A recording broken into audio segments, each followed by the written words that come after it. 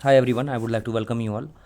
सो दोस्तों, इस वीडियो में हम लोग बात करने वाले हैं क्रेडिट एक्सेस ग्रामीण लिमिटेड के बारे में। दोस्तों, जैसा कि आप लोग मेरी स्क्रीन पर देख सकते हो, ये एक स्मॉल कैप स्टॉक है और मॉडरेटली रिस्की स्टॉक है। और अगर आप लोग यहाँ पर आकर के इसकी इन्वेस्टमेंट चेकलिस्ट पर नज़र डालोगे तो फिर आप लोग यहाँ पर ये देखोगे कि इस स्टॉक का जो करंट प्राइस है वो इसकी इंट्रिंसिक वैल्यू से ज़्यादा है, तो फिर ये जो पैरामीटर ये अपने अगेंस्ट में जाता है। ठीक है, बट इसके रिटर्न ऑन इक्विटी है वो बैंक एफडी रेट से बेटर है, लेकिन ये स्टॉक डिविडेंड रिटर्न्स अच्छे नहीं देता है। And this is good time to consider this stock because ये स्टॉक अभी तक ओवरबॉट जोन में नहीं है और इसमें कोई रेड फ्लैग भी नहीं है। अब यहाँ पर अगर आकर के आप लोग देखोगे तो फिर एक जो सबसे बड़ा पॉजिटिव पॉइंट है वो है ये कि इस स्टॉक को जितनी एनालिस्ट कवर करते हैं उसमें से सारे के सारे एनालिस्ट यहाँ पर बाइंग रिकमेंडेशन देते हैं।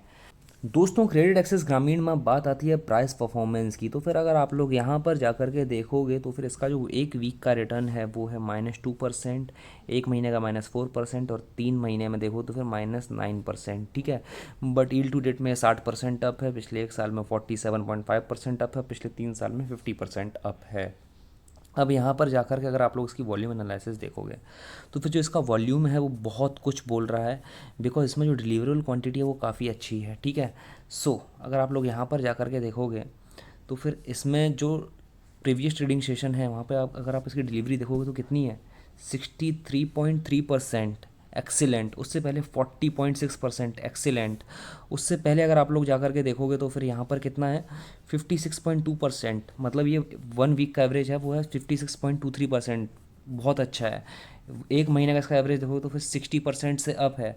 इसका मतलब ये कि इसमें जो इन्वेस्टर्स हैं जो वो इसमें रियली इंटरेस्टेड हैं टू बाय दिस स्टॉक, तो फिर ये एक पॉजिटिव साइन है इसको ऊपर जाने के लिए। अब यहाँ पर बात आती है इसके फाइनेंशियल्स की, तो फिर अगर आप लोग जा कर के इसके रेवेन्यूज़ पर नज़र डालोगे तो इसके रेवेन्यूज़ देखोगे आप लोग कि मतलब एक कंसिस्टेंसी के साथ में यहाँ पर हम लोग ग्रो करते हुए नज़र आ रहे हैं इसके रेवेन्यूज़। ठीक है, अब यहाँ पर अगर इसका नेट प्रॉफिट देखेंगे तो इसका net profit last year down ज़रूर था। ठीक है, बट इसने जो ये साल में जो इसने लास्ट ईयर का जो डिक्लाइन था वो सब इसने इस साल में कवर कर दिया है। ठीक है, एंड अगर हम लोग यहाँ पर जा कर के इसके आरओई देखेंगे, इसका जो रिटर्न ऑन इक्विटी है वो 9% है। बेसिकली मैं 15% कंसिडर करता हूँ, कभी कभी मैं 10 भी कंसिडर कर लेता हूँ, बट यहाँ पर जो केस है मैं इसको कंसिडर क्यों करूँगा कि यहाँ पर जो लास्ट ईयर डिक्लाइन था उसके बाद में इसने अच्छी ग्रोथ दिखाई है, रिकवरी अच्छी दिखाई है, और रिकवरी के बाद में जो इसके प्रीवियस जो 2019 और 2020 के जो इसके रेवेन्यूज़ थे ये अप्रोक्सीमेटली वहाँ से ज़्यादा दूर नहीं है। ठीक है, लेकिन यही अगर हम लोग इसके डेट टू इक्विटी रेशियो पर नज़र डालेंगे तो फिर ये थोड़ा मुझे एक फैक्टर लगता है जिसको हमें कंसीडर करना चाहिए, बिकॉज 3.25 इसका डेट टू इक्विटी रेशियो। इसका मतलब क्या है कि कंपनी का अगर ₹1 का इक्विटी शेयर कैपिटल है उसके अगेंस्ट में कंपनी 3.25 का डेट ले रही है। ठीक है, so this is not a good sign guys. 2 से ऊपर जाता है डेट टू इक्विटी रेशियो, वहाँ पर थोड़ा सा हम लोगों को कॉशियस रहना चाहिए। अब यहाँ पर बात आती है इसके शेयर होल्डिंग पैटर्न की। शेयर होल्डिंग पैटर्न में अगर आप लोग जाकर के देखोगे तो फिर जो यहाँ पर इसकी प्रमोटर्स की होल्डिंग है वो है 73.74%। ठीक है, एफ की होल्डिंग है वो लास्ट ईयर जितनी थी अप्रॉक्सीमेटली उतनी है, पिछले साल थी 9.29, इस साल होगी 9.33।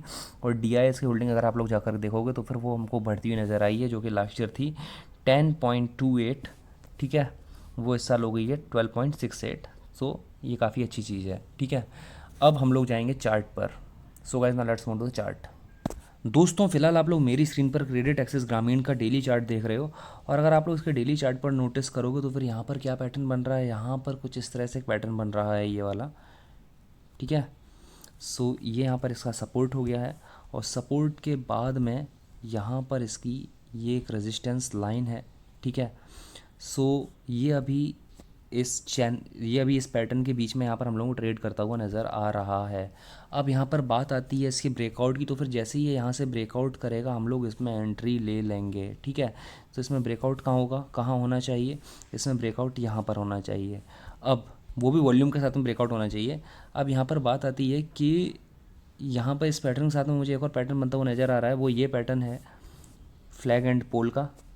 ठीक है, लेकिन इसी के साथ में एक और पैटर्न यहाँ पे बन रहा है, वो बन रहा है थोड़ा लॉन्गर टाइम फ्रेम पर। तो यहाँ पर जो टारगेट है वो मेरा बड़ा टारगेट है, और वो टारगेट को अचीव होने में दोस्तों बहुत टाइम लगने वाला है। ठीक है, हो सकता है कि 5-6 महीने भी लग जाए, हो सकता है 1 साल भी लग जाए। ये ट्रेड जो भी मैं बता रहा हूँ इसमें टाइम लगेगा और मेरी तरफ से कोई रिकमेंडेशन नहीं है, I am just sharing my own analysis. So आप लोगों को अपनी एनालिसिस कंडक्ट करनी है कोई भी ट्रेड लेने से पहले, because I am not responsible for any of your trade. ठीक है, मैं जस्ट एक एनालिसिस शेयर करता हूँ आप लोगों के साथ में। सो दोस्तों, अब बात आती है यहाँ पे कि ये क्या कर रहा है यहाँ पे, ये यहाँ पर अपना वीकली चार्ट पर ये एक चैनल पैटर्न बना करके इसको ब्रीच करने के कगार पर खड़ा है। और यहाँ पर जो इसने पोल बनाया हुआ है, इतना अच्छा जो स्ट्रॉन्ग पोल बनाया है, उसके बाद में ये वीकली चार्ट पर एक अच्छा खासा यहाँ पर कंसोलिडेशन दिखा रहा है। सो अगर ये वाला ब्रेकआउट यहाँ पर हो जाता है तो फिर हम लोग काफ़ी अच्छे खासे टारगेट्स अप साइड में देखने को मिल सकते हैं। ओके, सो हम लोग इसमें टारगेट क्या लेंगे, सी यहाँ पर जो टारगेट मैं बता रहा हूँ,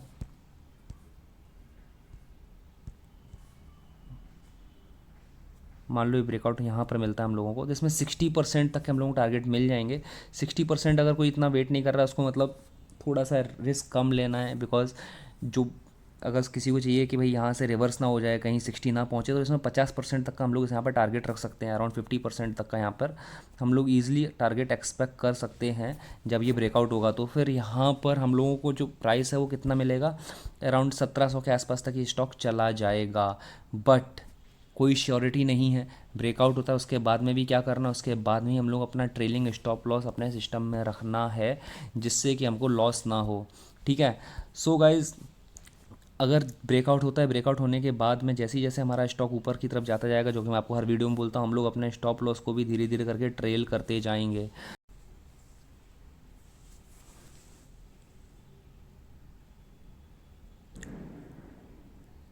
So guys, this is my analysis in Credit Access Grameen. Meanwhile, what do you think? Please drop your suggestions in comment box and have profitable sessions ahead. See you in my next video. Take care. So guys, this is my analysis in Credit Access Grameen. Meanwhile, what do you think? Please drop your suggestions in comment box and have profitable sessions ahead. See you in my next video. Take care.